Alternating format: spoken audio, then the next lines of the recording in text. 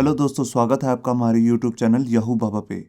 ये हमारा JavaScript course से रिलेटेड 58 ट्यूटोरियल है और इस कोर्स में आप नंबर के मेथड सीखने वाले हैं। यहाँ पर देखिए, ये वो 7 मेथड्स हैं जो आप इस वीडियो ट्यूटोरियल में सीखने वाले हैं। ये सारे नंबर से रिलेटेड ही हैं। इसमें जो सबसे पहला मेथड है उसका नाम है नंबर, जो आप इस वीडियो में देखने वाले हैं सबसे पहले। तो आइए इससे शुरू करते हैं।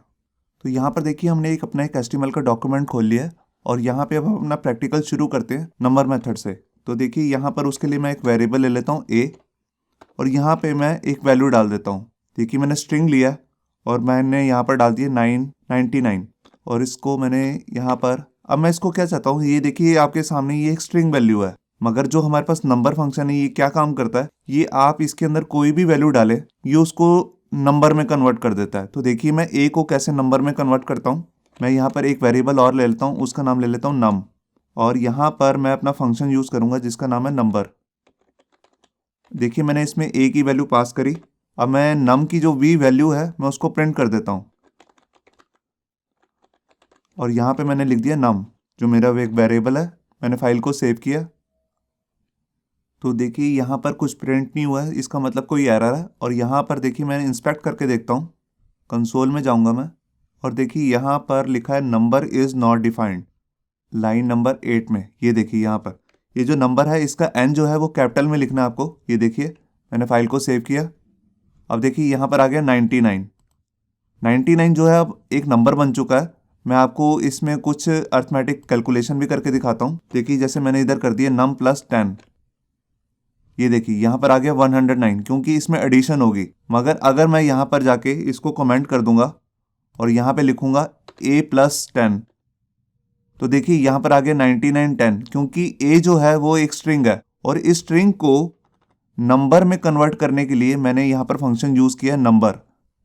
दोबारा से लिख लेता हूँ num + 10 और ये देखिए इसमें एडिशन हो चुकी है क्योंकि यहाँ पर a जो है वो कन्वर्ट हो चुका है नंबर में।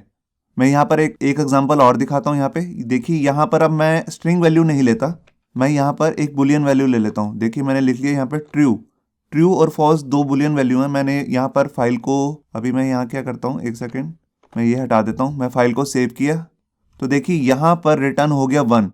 इसने जो ट्रू वैल्यू थी उसको नंबर में कन्वर्ट करके हमारे को रिटर्न किया है 1। अगर मैं यहाँ पर फॉल्स लिखूंगा, फाइल को सेव करूंगा, तो ये रिटर्न करेगा 0। ये देखिए यहाँ पे 0 आ गया। आप समझ रहे होंगे कि नंबर कैसे काम कर रहा है। मैं आपको एक एग्जांपल और दिखाता हूँ। यहाँ पे देखिए, मैंने एक स्ट्रिंग में ही यहाँ पर ले लिया 99 और स्पेस दे के दे दिया 88। तो ये मेरे को रिटर्न क्या करेगा, आप देखते हैं। यहाँ पर ये मेरे को रिटर्न कर रहा है नॉट ए नंबर, क्योंकि इसे पता लग गया ये कोई नंबर नहीं है, क्योंकि स्पेस डाल के आप ऐसे कुछ भी नंबर नहीं लेते हैं। तो अभी आपने देखा नंबर फंक्शन। अब मैं आपको दिखा रहा हूँ पार्सेंट और पार्स फ्लोट। यहाँ पे पार्सेंट फंक्शन जो है ये बिल्कुल नंबर की तरह ही काम करता है कुछ कुछ। अगर हम इसमें डेसिमल में कोई फॉर्म देंगे तो ये उसको इंटीजर में कन्वर्ट कर देगा विदाउट डेसिमल। और फ्लोट जो नंबर है हमारे पास, अगर हम इसे विदाउट डेसिमल कोई चीज़ देंगे ये उसको डेसिमल में कन्वर्ट करके दिखाएगा। आइए देखते हैं इसे प्रैक्टिकली। तो देखिए, यहाँ पर अब मैं शुरू करता हूँ अपना पार्सेंट फंक्शन। नंबर की जगह अगर मैंने यहाँ पर लिख दिया पार्स इंट मतलब इंटीजर। इंट का जो आई है वो आप कैपिटल में लेंगे। अब मैं ये जो हमारे पास वेरिएबल था a, मैं इसकी वैल्यू यही रहने देता हूँ और देखते हैं पार्स इंट अब हमारे को रिटर्न क्या करेगा। तो यहाँ देखिए, इसने हमारे को रिटर्न किया 99। इसने जो इसको सबसे पहली वैल्यू मिली उसको रिटर्न कर दिया हमारे को। अगर मैं यहाँ पर जाकर देखिए एक वैल्यू और भी डाल देता हूँ, 77 डाल दिया और 88 के बाद मैंने उसमें स्पेस दे दी, फाइल को सेव किया। तो देखिए, जो इसको सबसे पहली इंटीजर वैल्यू मिली विदाउट स्पेस, उसको इसने उठा के दिखा दिया हमारे को एज ए इंटीजर। अब मैं आपको एक एग्जांपल और दिखाता हूँ। मैं यहाँ पर गया और मैंने यहाँ पर जैसे लिख दिया 10.00, मतलब कि ये पैसे के लिए और वो पहले रुपीज़ के लिए मान लीजिए आप। मैंने फाइल को सेव किया और देखिए इसने मेरे को विदाउट डेसिमल वैल्यू रिटर्न कर दी यहाँ पर। अगर मैं यहाँ पर जाके देखिए 33 लिख देता हूँ और मैं फाइल को सेव करता हूँ, तो देखिए ये मेरे को विदाउट डेसिमल वैल्यू रिटर्न कर रहा है हमेशा। और अगर ये काम मैं विदाउट पार्स इंट के करूँ, मैं आपको करके दिखाता हूँ। यहाँ पे मैं प्रिंट में a लिख लेता हूँ और फाइल को सेव किया, तो देखिए यहाँ पर हमारे को पूरी वैल्यू रिटर्न हो रही है। मगर पार्स इंट जो फंक्शन है हमारे पास यहाँ पे, वो हमारे को सिंपल विदाउट डेसिमल रिटर्न करता है। मैं यहाँ पर आपको एक एग्जांपल और दिखाता हूँ। देखिए, यहाँ पर जैसे मैंने ले लिया 50 ईयर्स, ये क्योंकि ये हमारा एक स्ट्रिंग है, ये क्या करेगा, जो इसको सबसे पहला इंटीजर फॉर्म में कोई वैल्यू मिलेगी उसको रिटर्न कर देगा। मैंने फाइल को सेव किया और ये देखिए यहाँ पर इसने 50 निकाल के दिखा दिया हमारे को। आपने देखा हमने इसके अंदर स्ट्रिंग पास किया, इसने उसमें से सबसे पहली इंटीजर वैल्यू को रिटर्न कर दिया हमारे पास 50।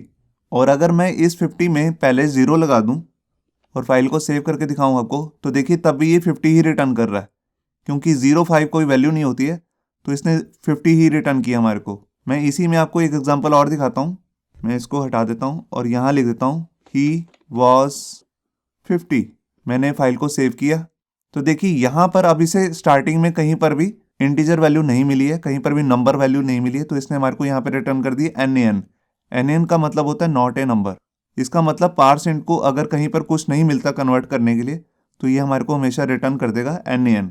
अब यहाँ पे हम बात करते हैं अपने दूसरे फंक्शन जिसका नाम है पार्स फ्लोट। फ्लोट एक्चुअल में वो वैल्यू होती है जो हमारी पॉइंट्स में होती है। मैंने फाइल को सेव किया, देखिए अभी भी ये रिटर्न कर रहा है not a number. Parse float जो है बिल्कुल पार्स इंट की तरह ही काम करती है, बस ये हमारे को जो डॉट्स के बाद वैल्यू आ रही होती है इंटीजर में, वो भी रिटर्न करती है। तो मैं आपको एक एग्जांपल दिखाता हूँ। देखिए यहाँ पर जैसे मैंने लिख दिया 10.33, फाइल को मैंने सेव किया और ये देखिए इसने हमारे को रिटर्न कर दी डॉट्स में भी वैल्यू। मगर अगर मैं यहाँ पर पार्स इंट करूँगा और मैंने फाइल को सेव किया, तो ये नॉर्मल पहले इंटीजर फॉर्म ही रिटर्न कर रहा है मेरे को विदाउट डॉट्स। तो यहाँ पर अभी मैं दोबारा से Ctrl Z कर लेता हूँ, फाइल को सेव किया और ये देखिए जैसे कि मैंने आपको यहाँ पे बताया कि ये बिल्कुल इंट की तरह ही काम करती है, बस एक इसमें डिफरेंस यही है कि डॉट्स में वैल्यू रिटर्न करती है। तो मैं आपको एक एग्जांपल और दिखाता हूँ। देखिए यहाँ पे मैंने स्पेस देके अगर 30 दे दिया, तो ये मेरे को पहले इंटीजर वैल्यू रिटर्न कर देगी। यहाँ पर आप देख रहे हैं इसने मेरे को 10 रिटर्न कर दिया।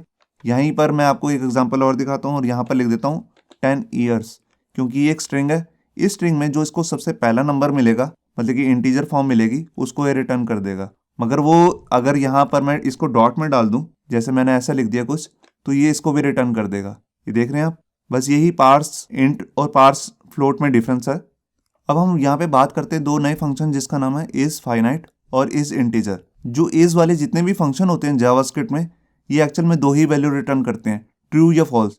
क्योंकि ये जो फंक्शन होते हैं इज वाले, ये कुछ ना कुछ कंडीशन चेक करने के काम आते हैं। तो इज फाइनाइट जो फंक्शन है ये चेक करेगा कि जो हमारे को गिवन नंबर है वो फाइनाइट है या इनफाइनाइट है।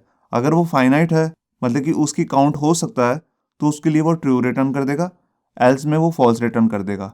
और बिल्कुल इसी तरह हमारे पास दूसरा फंक्शन जिसका नाम है इज इंटीजर। इज इंटीजर ये चेक करता है कि जो हमारे को गिवन नंबर है या वेरिएबल है वो इंटीजर है कि नहीं। अगर वो इंटीजर होगा तो हमारे को ट्रू रिटर्न कर देगा, एल्स में वो फॉल्स रिटर्न कर देगा। तो आइए देखते हैं इसे प्रैक्टिकली। तो यहाँ पर देखिए सबसे पहले हम यहाँ पर वेरिएबल की वैल्यू चेंज कर देते हैं और यहाँ लिख देते हैं जैसे 100, और यहाँ पे फंक्शन यूज़ करेंगे हम इज फाइनाइट।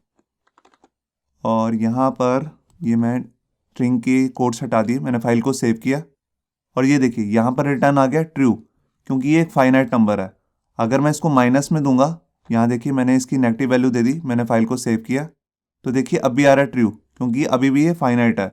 अगर मैं इसमें डॉट लगा दूंगा, देखिए 1 पॉइंट और यहाँ पे मैंने लिख दिया इसे 55, मैंने फाइल को सेव किया, तो अभी भी देखिए यहाँ पर आ रहा है ट्रू।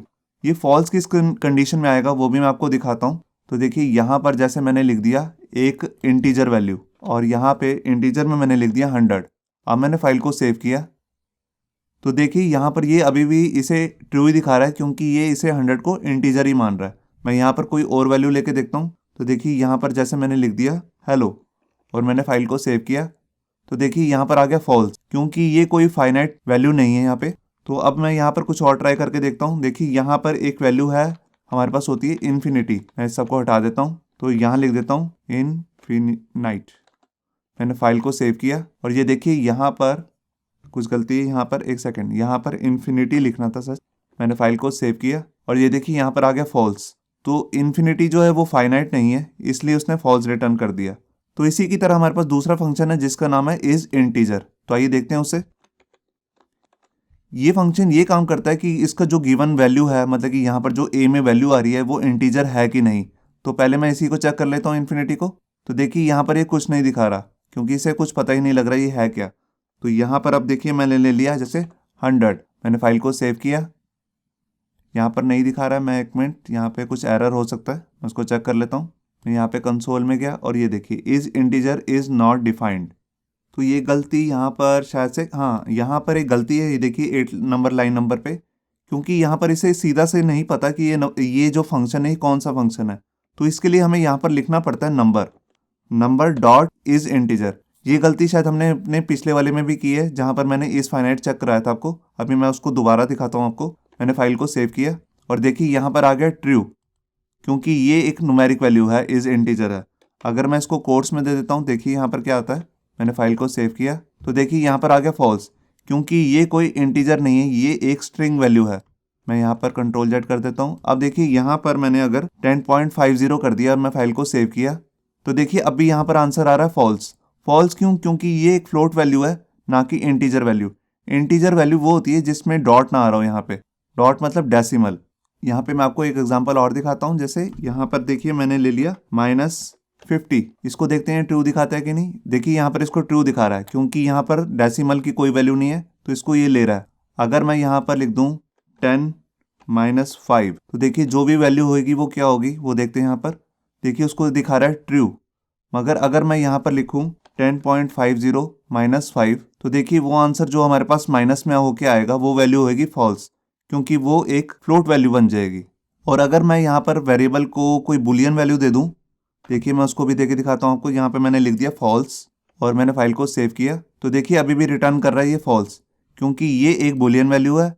और ये यही फंक्शन जो हमारे पास इज इंटीजर है, ये यही काम चेक करने के काम आता है कि जो गिवन वैल्यू है, मतलब कि ए की वैल्यू, वो इंटीजर है कि नहीं।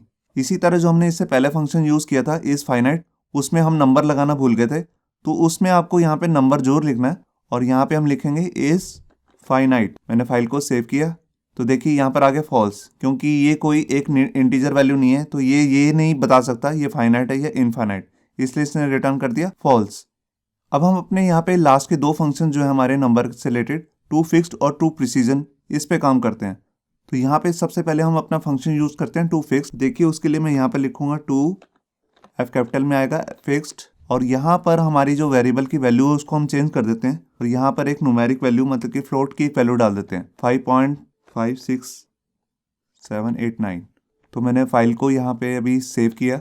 अभी यहाँ पर एक चीज़ है, यहाँ पर ए नहीं आएगा, यहाँ पर ए आएगा नंबर की जगह पे, a.toFixed, जिसको हमने फिक्स करना है। उसमें यहाँ पर हमें देना पड़ता है डेसिमल। अब पहले मैं इसका मतलब बताता हूँ आपको। यहाँ पर डॉट के बाद यहाँ पर हमारे पास 5 वैल्यूज आ रही हैं, तो 2 का मतलब है ये सिर्फ 2 ही लेगा और फिक्स कर देगा इसको, मतलब कि ये एक लमसम वैल्यू आ रही है इसे, तो इसको ये बना देगा 0.57।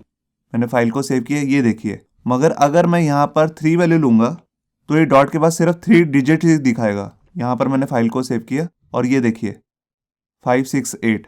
तो आपको समझ में आ रहा होगा कि इसने कैसे उसको 7 को 8 में कन्वर्ट कर दिया और डॉट के डेसिमल के बाद यहाँ पे हमारे को 3 डिजिट ही दिखा रहा है। अब इसके बाद हम अपना दूसरा फंक्शन यूज करते हैं जिसका नाम है टू प्रिसीजन। ये फंक्शन हमारे को जो एक राउंड अबाउट वैल्यू होती है वो रिटर्न करता है। अगर वो वैल्यू 0.50 से ज्यादा है तो ये उसके ऊपर की वैल्यू रिटर्न कर देगा। अगर वो 0.50 से नीचे वाली वैल्यू है तो उससे नीचे वाली वैल्यू रिटर्न कर देगा। मैं आपको फाइल को सेव करके दिखाता हूँ। यहाँ पे एक मिनट, यहाँ से 3 हटा दूं। यहाँ पर इसने हमारे को सेम ही वैल्यू दे दी है, तो यहाँ पर एक मिनट मैं आपको दिखाता हूँ। यहाँ पे एक पैरामीटर देना जरूरी है। तो देखिए जैसे मैंने दिया 2, अब मैंने फाइल को सेव करूंगा तो ये हमारे को रिटर्न कर देगा। तो यहाँ पे अब मैं अपना दूसरा फंक्शन यूज करता हूँ जिसका नाम है टू प्रिसीजन। अब मैंने फाइल को सेव किया तो देखिए इसने हमारे को रिटर्न क्या किया 5.6। इसका मतलब है जितने हम यहाँ पर इंटीजर डालेंगे उतने ये हमारे को यहाँ पर रिटर्न करेगा न्यूमेरिक वैल्यूज। तो देखिए यहाँ पर भी 2 वैल्यूज आ रही हैं, 5.6 आ गया। ये राउंड अबाउट हमारे को करके दे देगा। जैसे यहाँ पर 5.6 बना दिया इसने। अगर मैं यहाँ पर कर देता हूँ 3 और मैंने अब फाइल को सेव किया तो देखिए इसने हमारे को रिटर्न कर दिया 5.7। मतलब कि इसके बाद की जितनी भी वैल्यूज थी उसको हटा के एक राउंड अबाउट फिगर ले ली, जैसे 57। अगर मैं इस वैल्यू को यहाँ से 3.0 से कर देता हूँ, ये देखिए मैंने फाइल को सेव किया तो देखिए यहाँ पर अब आ गया 5.37। आप समझ रहे हैं कि ये कैसे जितने हम यहाँ पे डिजिट दे रहे हैं उसके हिसाब से बना रहा है। अगर मैं इसको 2 कर दूंगा तो यहाँ पर आ जाएगा 5.4, क्योंकि इसने 3-6 का एक राउंड फिगर ले ली 4 में। और अगर मैं यहाँ पर 2 की जगह यहाँ 10 लिख दूं और फाइल को सेव करूं तो ये हमारे को रिटर्न में कर देगा टोटल 10 डिजिट्स। ये देखिए टोटल 10 डिजिट्स आ गए यहाँ पर। तो ये थे हमारे कुछ नंबर से रिलेटेड मेथड्स। इससे अगली वीडियो में हम मैथमेटिक्स से रिलेटेड मेथड सीखने वाले हैं, तो उस वीडियो को देखना मत भूलिए। होप सो आपको ये हमारा वीडियो ट्यूटोरियल अच्छा लगा होगा। अगर अच्छा लगा है तो वीडियो को प्लीज़ लाइक करना मत भूलिए। अगर आप ऐसे ही रेगुलर अपडेट चाहते हैं तो हमारे चैनल याहू बाबा को सब्सक्राइब करना मत भूलिए। Thank you.